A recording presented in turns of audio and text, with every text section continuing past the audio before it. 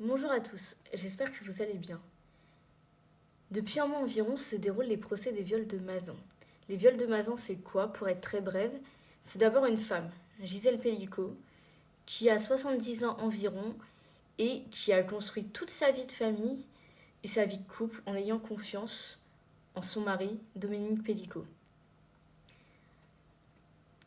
Gisèle, en fait, a découvert, au bout d'une dizaine d'années, que celui en qui elle avait tout amour et toute confiance l'avait droguée, l'avait manipulée pour pouvoir abuser d'elle et l'offrir à des hommes.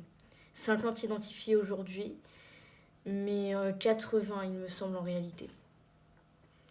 Si je fais cette vidéo, c'est pour mettre en avant en fait tous les a priori qu'on a sur les viols en fait, sur la culture du viol qu'on a aujourd'hui en France, qui est que souvent c'est c'est un mec un peu louche en fait qui commet des agressions.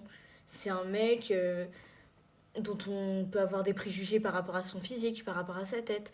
C'est souvent un inconnu dans, les, dans l'inconscient des gens.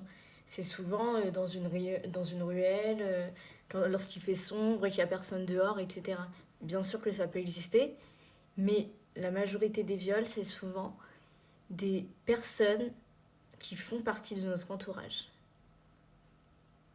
C'est des personnes qui non seulement vous agressent physiquement, sexuellement, mais aussi va avoir une violence psychologique de par la manipulation, de par l'emprise, de par l'image qu'elle va faire en sorte de refléter sur vous-même.